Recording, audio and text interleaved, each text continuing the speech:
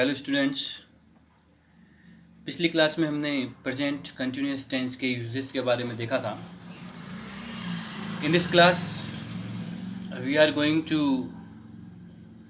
Discuss about the present perfect tense. आज हम present perfect tense के डिस्कस करने वाले हैं। प्रेजेंट परफेक्ट टेंस एक बहुत ही महत्वपूर्ण टेंस है। As we all know, perfect से हमारा मतलब है पूर्णता। परफेक्ट जो वेरी वर्ड यहाँ पर दिखाई दे रहा है, दैट मीन्स पूर्णता, यानी कोई ऐसा वर्क जो कि पूर्ण हुआ है वर्तमान काल में।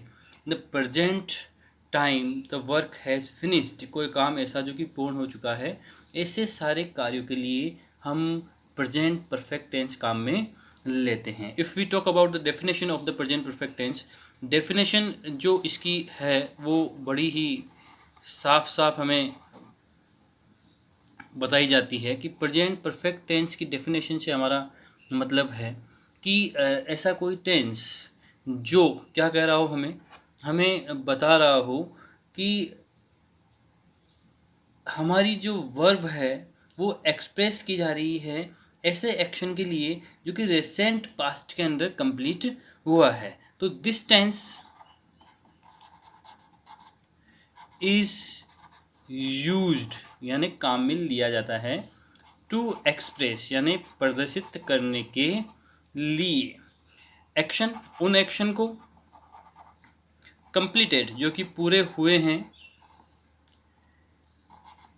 इन रिसेंट पास्ट यानी हाल ही में पास्ट में जो कार्य पूरे हुए हैं, ऐसे कार्यों को प्रेजेंट करने के लिए हम प्रेजेंट परफेक्ट टेंस का प्रयोग करते हैं। रिसेंट पास्ट से हमारा मतलब है ऐसा पास्ट जो कि वर्तमान है, जो हाल ही में जस्ट घटित हुआ है, जिसे अभी अभी पूर्ण किया गया है। परफेक्ट का सेंस, जैसा कि मैंने आपको पहले ही बताया था, परफेक्ट से हमारा तात्पर्य है किसी कार्य के पूर्ण होने से। या हम यहाँ पर यह भी कह सकते हैं that it is used to express an event that started in past and the impact of event is now continuing, यानी ऐसा कोई कार्य जो कि पास्ट में प्रारंभ हुआ था, पास्ट में हुआ था और उसका इम्पैक्ट अभी तक चल रहा है, उसका इम्पैक्ट जो है अभी भी हो रहा है। ऐसे सारे कार्यों के लिए हम प्रेजेंट परफेक्ट टेंस का प्रयोग करते हैं। That is the basic definition for the present perfect tense.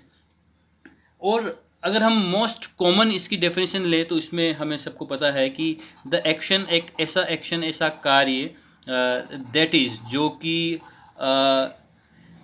Recently हाल ही में फिनिश्ड हुआ है, अभी अभी कार्य जो है पूरा हुआ है, कंप्लीट हुआ है। ऐसा एक्शन जो कि दैट इज रिसेंटली फिनिश्ड, जो कि हाल ही में अभी पूरा हुआ, उसके लिए हम जो है प्रेजेंट परफेक्ट टेंस का प्रयोग करते हैं। नो डाउट, इसके अंदर हमें किसी जो है किसी तरह का कोई डाउट नहीं है। और अगर हम बात करें, जैसे कि हमने पहले भी कहा था that most of the students are from the Hindi medium and उनको ये इसको इंग्लिश में समझने के साथ में हमारे लिए ज़रूरी होता है कि हम इसको हिंदी में भी अच्छे से समझ लें। हम अगर इसकी बात करें तो हिंदी में हमारे लिए बहुत ही अच्छी सी पहचान होती है कि जो कार्य पूरा हुआ है, ऐसे कार्य के लिए हम चुका है, चुकी है या चुके हैं, सिंगुलर, प्लूरल और जेंडर हमारा अगर फीमेल है तो इसी के परिस्थितियों में हम अलग अलग इनको लेते हैं। लेकिन ये सारे तीनों वर्ड्स ऐसे हैं जो हमें बता रहे हैं कि जो कार्य है, जो वर्ब है, जो एक्शन है,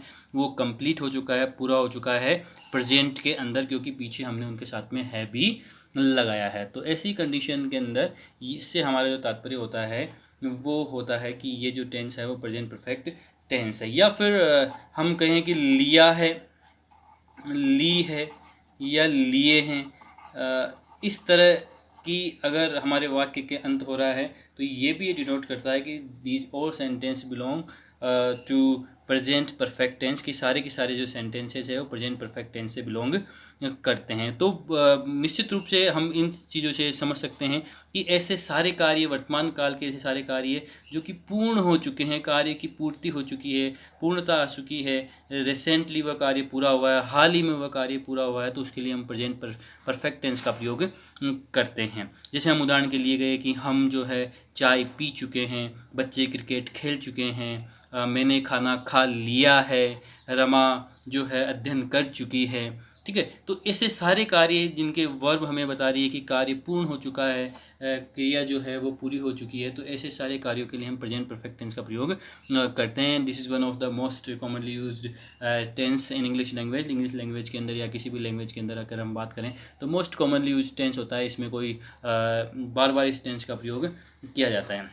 अब हम बात कर लेते हैं कि इसका स्ट्रक्चर किस तरह का बनता है। हमने जब इंग्लिश पढ़ना शुरू किया था तो हमने इंग्लिश का एक बेसिक स्ट्रक्चर की बात करी थी, और हमने उस टाइम कहा था कि हमारा बेसिक स्ट्रक्चर जो है वो है subject plus verb plus object. की सब्जेक्ट है, सब्जेक्ट के बाद में हम वर्ब का प्रयोग करेंगे, उसके बाद में ऑब्जेक्ट का प्रयोग करेंगे।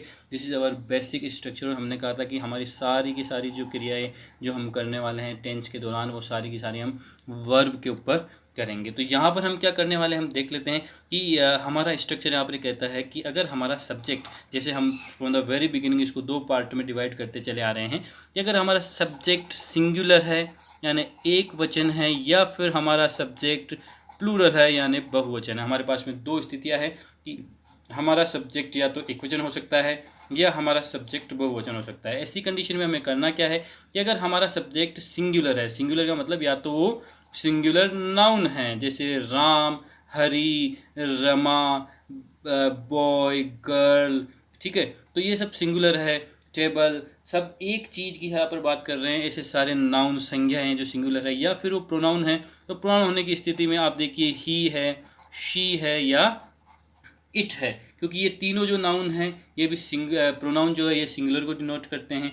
ऐसे सिंगुलर होने की स्थिति में हमें इसके लिए हैज हेल्पिंग वर्ब का प्रयोग करना है। या फिर हमारा जो सब्जेक्ट है वो क्या हो सकता है, प्लूरल हो सकता है यानी बहुवचन हो सकता है। बहुवचन में क्या हो सकता है, एक तो बहुवचन का नाउन हो सकता है, यानी जो नाउन बहुवचन है, कहने के लिए हम अगर मैं बोलूँ बॉयज़ यानी लड़के, girls, childrens, cows and trees, anything जो कि एक से ज़्यादा है, एक से ज़्यादा की अगर हम बात करें तो हम उसको प्लूरल नाउन कहते हैं। तो प्लूरल होने की कंडीशन के अंदर हम देखेंगे कि उसके साथ में हमें क्या करना है। और प्लूरल में प्रोनाउन अगर हम बात करें तो आप देखिए कि हमारा जो आई है, जैसा कि from the very beginning I am telling you कि हमें याद रखना है कि आई और जो यू है ये दोनों जो है प्रेजेंट टेंस के अंदर इनके साथ में एज ए प्लूरल ट्रीट किया जाता है। इस चीज़ को हमें याद रखना है। आई और यू जो दोनों जो प्रोनाउन है we treat with I and you as the plural pronoun in the present tense. उसके बाद में दो हमारे प्लूरल प्रोनाउन है ही हमारे पास में, the one is we and the another is they. ये दोनों भी प्लूरल के अंदर यहाँ पर आ रहे हैं। अगर ये हमारे पास में सब्जेक्ट के रूप में है तो हमें यहाँ पर हैव का प्रयोग करना है। और हैज और हैव के प्रयोग के बाद में हमें third form of the verb, third form of the verb, अब हम आगे बढ़ गए हैं। अब तक हम केवल वर्ब की फर्स्ट फॉर्म के साथ में काम कर रहे थे। वर्ब की फर्स्ट फॉर्म के साथ में हमने एस या ई एस लगाया था, वर्ब की फर्स्ट फॉर्म के साथ में हमने आई एन जी लगाया था। लेकिन अब बात आ गई है वर्ब की फर्स्ट फॉर्म की जगह third form of the verb, और उसके बाद में हमें हमारा ऑब्जेक्ट लगाना है। तो ये हमारा बेसिक स्ट्रक्चर बन जाता है प्रेजेंट परफेक्ट टेंस का। सिंगुलर है तो हैज प्लस वर्ब की थर्ड फॉर्म, प्लूरल है तो हमें हैव प्लस वर्ब की थर्ड फॉर्म का प्रयोग यहाँ पर करना है। इस चीज़ को आपको बड़े अच्छे से समझ लेना है। चलिए हम यहाँ पर समझ गए हैं कि हमें करना क्या है कि अगर हमारे पास में सिंगुलर सब्जेक्ट है तो हमें हैज प्लस वर्ब की थर्ड फॉर्म लगानी है। अगर सिंगुलर सब्जेक्ट है हमारा तो हमें उसके साथ में हैज़ प्लस वर्ब की थर्ड फॉर्म लगानी है। और अगर हमारा प्लूरल है सब्जेक्ट तो हमें हैव प्लस वर्ब की थर्ड फॉर्म का यहाँ पर यूज करना है, और उसके बाद में हमें ऑब्जेक्ट लगाना है, जैसा हम हमेशा लगाते चले आ रहे हैं। आगे बात करते हैं कि अब हम देखते हैं कि किस तरह से इस टेंस का हम प्रयोग करते हैं, कहाँ कहाँ पर हम इस टेंस का प्रयोग करते हैं। ये हमने अभी देखा ही था कि पूर्णता की ओर हमारा ये इशारा करता है। बहुत ही बेसिक सेंटेंस से हम अगर बात करें तो जैसा मैंने अभी कुछ एग्जांपल्स दिए थे कि रमा खाना खा चुकी है। हमारे पास में एक सेंटेंस है, रमा खाना खा चुकी है। रमा इज़ द सब्जेक्ट, खाना जो है हमारा ऑब्जेक्ट, और खा चुकना जिसकी हम बात कर रहे हैं वो हमारे पास में वर्ब है। ठीक है। तो हम सबसे पहले रमा को देखेंगे। Rama is a singular subject, जैसा कि हम सबको पता है। तो रमा के साथ में हमें लगाना होगा हैज, और हम यहाँ पर हैज लगा रहे हैं। और यहाँ पर बात, जैसा कि हमने कहा कि third form of the verb की बात करेंगे। Third form of the verb यहाँ पर जो वर्ब की हम बात जब करते हैं तो ईट यहाँ पर हमारी वर्ब है फर्स्ट फॉर्म, जिसकी सेकंड फॉर्म एट होती है, और थर्ड फॉर्म जो है वो इटन होती है। हम सब जानते हैं ये first form, this is second form and this is the third form. यहाँ पर हम third form of the verb की बात करेंगे। तो Rama has eaten food, Rama खाना खा चुकी है। ठीक है। अब हम आगे बात करें, अगर मैं कहूँ कि मैंने खाना खा लिया या मैंने पढ़ाई कर ली है, जैसा कि हमने बात करी थी, लिया था, ली है या लिए हैं, ऐसी कंडीशन भी बनती है। That means this is the action which has been completed in the recent past, जो हाल ही में पूरा किया गया है। तो ऐसी कंडीशन में भी हम उनके साथ में जो प्रेजेंट परफेक्ट टेंस का प्रयोग करते हैं। और ली है हमने वहाँ पर देखा भी था। मैंने के लिए हम यहाँ पर आई लगाते हैं, हम सब जानते हैं। और आई के लिए हमने कहा था कि हम उसको प्लूरल मानेंगे, और प्लूरल मानने के कारण हम उसके साथ में हैव का प्रयोग करेंगे। तो आई हैव। और स्टडी का अगर हम प्रयोग करते हैं तो उसकी जो थर्ड फॉर्म होती है वो स्टडीड होती है, हमको ये देखना पड़ेगा। तो आई हैव स्टडीड, मैं अध्ययन कर चुका हूँ। ठीक है। अब हम बात करते हैं और भी इसी तरह के वाक्य की। तो हम कह सकते हैं कि जैसे मैंने कहा कि बच्चे जो है स्कूल जा चुके हैं, तो यहाँ पर बच्चे स्कूल जा चुके हैं। ठीक है। तो हम यहाँ पर बात करेंगे, बच्चे जो है वो चिल्ड्रन होते हैं, हम सब जानते हैं, बार बार इसका हम प्रयोग कर रहे हैं। और चिल्ड्रन का जब हम यहाँ पर प्रयोग कर रहे हैं तो हम सबको पता है कि children is a plural subject, एक बहुवचन का सब्जेक्ट है, इसलिए इनके साथ में हैव का प्रयोग होना है। और जाना जो है हम सब जानते हैं, गो, वेंट, और थर्ड फॉर्म जो उसकी होती है वो गोन होती है, गोन टू स्कूल, स्कूल जा चुके हैं। तो हमारे पास में इस तरह से यहाँ पर ये जो है कंडीशंस बन रही है। और प्रेजेंट जो परफेक्ट टेंस है उसमें हम इसी तरह से सब्जेक्ट और ऑब्जेक्ट को देखते हुए, और सब्जेक्ट सिंगुलर है प्लूरल है उसको देखते हुए हैज और हैव का प्रयोग करते चले जाते हैं। चलिए, यहाँ पर हमारे पास में कुछ सेंटेंस मैंने लिख कर रखे हैं to save time. Present perfect tense में हमने अभी देखा था कि किस तरह से हम अफर्मेटिव सेंटेंस बनाते हैं। अब थोड़ा सा नेगेटिव और इंट्रोगेटिव के बारे में जानकारी ले लेते हैं। हालांकि नेगेटिव और इंट्रोगेटिव बनाना अब हमारे लिए ज़्यादा मुसीबत की बात इसलिए नहीं रही है क्योंकि हम इसका पैटर्न जान चुके हैं कि अगर नेगेटिव बनाना है तो हमें कुछ भी नहीं करना है। Nothing we need to do, we just need to put not after the helping verb. और यहाँ पर हमारी हेल्पिंग वर्ब जैसा कि हमें पता है कि हैज और हैव है, तो हैज और हैव के तुरंत बाद में वी विल पुट नॉट, और बाकी जो वर्ब की थर्ड फॉर्म वगैरह जो लगनी है वो वैसे ही रहेगी जैसा कि पहले हमने स्ट्रक्चर के अंदर देखा था। Nothing is going to be changed, कुछ भी परिवर्तन नहीं होने वाला है। इंट्रोगेटिव सेंटेंस में हमने जैसा कि पहले बार बार डिस्कस किया कि इंट्रोगेटिव सेंटेंस के अंदर हम क्या करते हैं, जो हमारी हेल्पिंग वर्ब होती है उसको पहले ला देते हैं। तो यहाँ पर हम हैज और जो हैव हमारी हेल्पिंग वर्ब है उनको पहले ला देंगे, उसके बाद में हमारा जो सब्जेक्ट है उसको लगाएंगे। Then we will put the third form of the verb, और after that we will put our object, और उसके बाद में ये हमारा इंट्रोगेटिव वाक्य बन जाएगा। अगर इसको इंट्रोगेटिव नेगेटिव बनाना है तो हैज के बाद में सब्जेक्ट, उसके बाद में हम नोट लगाकर इंट्रोगेटिव नेगेटिव बना सकते हैं। हमें ये याद रखना है कि इंट्रोगेटिव के अंदर यानी प्रश्नवाचक के अंदर जब कभी भी हमें नकारात्मक बनाना हो तो हेल्पिंग वर्ब के बाद में हमारा सब्जेक्ट आता है, और सब्जेक्ट के बाद में हम नोट का प्रयोग करते हैं। ये कंडीशन बनती है जब हम इंट्रोगेटिव का नेगेटिव बनाते हैं। हालांकि such kind of sentence are rarely being used किए जा रहे हैं, लेकिन फिर भी हमें इस बारे में पता होना चाहिए। तो ये कंडीशंस हमारी यहाँ पर प्रेजेंट परफेक्ट टेंस के अंदर नेगेटिव और इंट्रोगेटिव वाक्य में बनती है। अब हमारे पास में पहला वाक्य है, माँ खाना पका चुकी है। माँ मीन्स मदर, और मदर चूँकि हैज लगना है क्योंकि ये एक वचन है, और पकाना कुक, थर्ड फॉर्म कुकड, और खाने को हम बोलते हैं फूड। तो मदर हैज़ कुकड फूड। अगर इसी का हमें इंटेरोगेटिव बनाना है यानी प्रश्नवाचक बनाना है तो हम क्या करेंगे, हमें सबसे पहले देखना है माँ। माँ अगर हमारी जो है एक वचन है, that means this is a singular subject, that means हमें हैज को पहले लगाना है। हैज़ मदर कुकड फूड, क्या माँ खाना पका चुकी है। और अगर हम इसका एक नेगेटिव बनाकर भी देखते हैं, नहीं माँ खाना नहीं पका चुकी है, तो नो मदर, और उसके बाद में हैज़ नॉट कुक्ड फूड। तो इट इज़ वेरी सिंपल, केवल हमें एक जो पैटर्न है उसको फॉलो करना है। रेखा पत्र लिख चुकी है, तो रेखा जैसे कि हमें पता है कि रेखा इज ए सिंगुलर, तो रेखा के लिए हमें हैज़ लगाना पड़ेगा। रेखा हैज़ लिखना यानी रिटन, राइट, रिटन इसकी थर्ड फॉर्म रहती है। तो रेखा हैज़ रिटन अ लेटर, एक पत्र लिख चुकी है। क्या रेखा पत्र लिख चुकी है, तो रेखा के लिए हैज़ पहले आ जाएगा।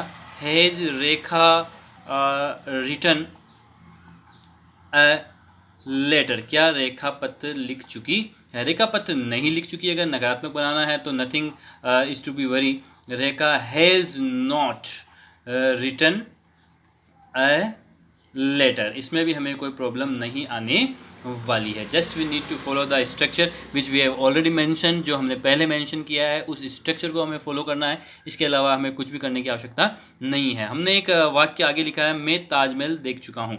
देखने का मतलब यहाँ पर विजिट से होता है। We just don't translate Hindi word into English, हमें उसके पीछे जो भाव, जो इमोशंस हैं उनको देखने की ज़रूरत पड़ती है। मैं ताजमहल देख चुका हूँ। आई के लिए हमें पता है कि हम हैव लगाते हैं।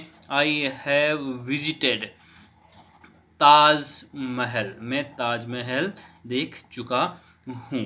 क्या तुमने ताजमहल देख लिया है, अगला प्रश्न, इसका प्रश्नवाचक अगर हम बनाएं तो तुमने यानी यू के लिए हमने कहा कि हम हैव का प्रयोग करते हैं, तो हम यहाँ पर उसी तरह से लिखेंगे, हैव यू विजिटेड ताजमहल। ठीक है। उसके बाद में हम बात करते हैं, ट्रेन स्टेशन छोड़ चुकी है। अगला प्रश्न हमारे सामने जो वाक्य है जिसको हमें ट्रांसलेट करना है वो है ट्रेन स्टेशन छोड़ चुकी है। तो द ट्रेन हैज़, क्योंकि ट्रेन सिंगुलर है और इस ट्रेन छोड़ना है, लीव लेफ्ट हम यहाँ पर कर सकते हैं। हम डिपार्टेड भी यहाँ पर लिख सकते हैं द स्टेशन, यहाँ पर ये वाक्य बन जाता है। अगला इसी का एक प्रश्नवाचक हमने बनाया है, क्या ट्रेन स्टेशन छोड़ चुकी है, तो हम लिखेंगे has the train left the station. ठीक है। इसके बाद में अगला वाक्य हमारे पास में है, वे अपना घर बेच चुके हैं। वे का मतलब दे, एक बहुवचन है, तो यहाँ पर हमें हैव का प्रयोग करना है। They have sold, third form होती है सेल की, सोल्ड, वह अपना, तो यहाँ देर आएगा उनके लिए, क्योंकि हमने जब बात करी थी पर्सनल प्रोनाउन की, तो आपने देखा होगा कि यहाँ पर हमने दे का जो पजेसिव होता है वो देर होता है। तो they have sold their house, वो अपना घर बेच चुके हैं। क्या उन्होंने अपना घर बेच दिया है, प्रश्नवाचक अगर हम इसका बनाएं तो have they sold their house, यहाँ पर इस तरह के इसका प्रश्नवाचक बनेगा। यहाँ पर एक नई चीज़ अगर आपने नोटिस अब तक नहीं की है तो मैं आपको करवा देता हूँ कि मैंने यहाँ लिखा दिया या, जबकि हमने अब तक जो बात करी थी चुका है, चुकी है, चुके हैं की करी थी, लिया है, ली है, या लिए है की करी थी। तो हमें यहाँ पर ये भी समझना है कि ये दिया किस तरह, या यहाँ पर किस तरह अंत के अंदर आ गया। तो एक बात आप बड़े स्पष्ट रूप से समझ लीजिए कि जिस तरह के सिम्टम्स हम यहाँ पर बात करते हैं, चुका, चुकी, चुकी, लिया, ली, लिए, ये सब हमने हमारी सुविधा के लिए बनाए हैं। अदरवाइज द एनी सेंटेंस, कोई भी ऐसा वाक्य जो हमें डिनोट करे कि रिसेंट फ्यूचर के अंदर कोई कार्य हुआ है, तो हमें उसके लिए प्रेजेंट परफेक्ट टेंस का प्रयोग करना है। चलिए इसको आपको थोड़ा और एलोबरेट करके मैं समझा देता हूँ। हमें ये भी यहाँ पर ध्यान रखना है कि ऐसा कोई भी वाक्य जिसके अंत में आ, ई और ए, इनकी मात्राओं से वाक्य खत्म हो रहा है और उसके साथ में पीछे है लगा हुआ हो, आ, ई, ए प्लस है, देखिए दिया है, लिया है, गए हैं, गई है, आदि आदि ऐसे सारे वाक्य जिनके अंत में आ ई ए प्लस है लग जाए तो हमें ये मान लेना है कि वो भी ऐसा वर्क है जो पूरा हो चुका है, अभी रिसेंट पास्ट के अंदर, हाल ही के अंदर, प्रेजेंट के अंदर वह कार्य पूरा हुआ है, पूर्ण हुआ है, इसलिए हमें वहाँ पर भी प्रेजेंट परफेक्ट टेंस का प्रयोग करना है। लेकिन यहाँ पर एक एक्सेप्शन है, आप याद रखें, ऐसा नहीं हो कि सबके साथ ही हम कर दें, क्योंकि जो ता है वो भी यही है, ती है, उसमें भी ये मात्राएं लग रही है, तो ता ती ते के साथ में हमें ये नहीं करना है, क्योंकि ये सारे जो है सिंपल प्रेजेंट में होते हैं। ऐसा नहीं हो कि हम इनको जो है परफेक्ट में कर दें, तो यहाँ पर इस एक्सेप्शन को हमें छोड़ना है और बाकी के साथ में हम जो है प्रेजेंट परफेक्ट टेंस का प्रयोग करते हैं। जैसे मैंने यहाँ पर कुछ एग्जांपल भी आपके लिए लिखे हैं। मैंने उसको एक पत्र भेजा है, आ की मात्रा यहाँ पर लगी हुई है, आप देख रहे हैं, मैंने उसको एक पत्र भेजा है, तो मैंने के लिए आई, और आई के साथ आपको पता है कि हैव लगता है, भेजना यानी सेंड, तो थर्ड फॉर्म जो उसकी होती है sent. I have sent a letter, एक पत्र, किसको भेजा है, उसको, टू हिम, उसको मैंने एक पत्र भेजा है, I have sent a letter to him, मैंने उसको एक पत्र लिखा है। उसने एक सांप मार दिया है, तो उसने, ये ही भी हो सकता है, शी भी हो सकती है, कुछ भी हो सकती है, तो हम कहेंगे he she has killed a snake, उसने एक सांप मार दिया है। अगला प्रश्न है, क्या तुमने तुम्हारी गाय बेच दी है, प्रश्नवाचक है, तुम है यानी यू है, तो यू के लिए हमें पता है कि हम हैव का प्रयोग करते हैं, have you sold, third form होगी सेल की, सोल्ड, तुमने, तुम्हारी यानी योर, गाय मतलब cow, have you sold your cow. यहाँ पर दी है, ई की मात्रा लगी हुई है, यहाँ पर यही मैं आपको बताना चाह रहा हूँ, आ की मात्रा, ई की मात्रा है, ए की मात्रा से अगर कोई वाक्य ख़त्म हो और उसके तुरंत बाद में है लगा हुआ है, that means this sentence belongs to the present perfect tense. Only exception is that वो ता है, ती है, ते है नहीं होना चाहिए, क्योंकि ता है, ती है, ते है प्रेजेंट सिंपल टेंस के अंतर्गत आते हैं। तो आई होप आपको ये बहुत अच्छे से समझ में आ गया होगा। Present perfect tense most easily way में मैंने आपको यहाँ पर जो है पूरा समझाने का प्रयास किया है। आप इस वीडियो को अगर अच्छे से देखेंगे तो आई एम श्योर कि everything about present perfect tense has been mentioned here, यहाँ पर उसका वर्णन कर दिया गया है, आपको बहुत अच्छे से ये समझ में आएगा। और अगला जो इसका वीडियो होगा वहाँ पर हम देखेंगे प्रेजेंट परफेक्ट टेंस का यूजेस कहाँ कहाँ पर होता है। जैसे कि हमने पिछले जो हमारे टेंसेस थे पहले उनको समझा, और उनका जो अगला वीडियो था उसके अंदर उनके प्रयोग को देखा कि कहाँ कहाँ पर उनका प्रयोग होता है। From the view of the examinations भी हमने उनको समझा कि एग्जामिनेशंस की दृष्टि से वह कहाँ कहाँ कैसे कैसे प्रयोग में लिए जाते हैं। आपने अगर अब तक भी मेरे YouTube चैनल को सब्सक्राइब नहीं किया है तो subscribe to my YouTube channel, ताकि जो कोई भी नया वीडियो मैं डालूँ वो तुरंत आपको उसका नोटिफिकेशन मिल जाए। तो इसके लिए आप इसको सब्सक्राइब कर लें और आप इस वीडियो को बड़े ध्यानपूर्वक देखें। Thank you very much for watching my video.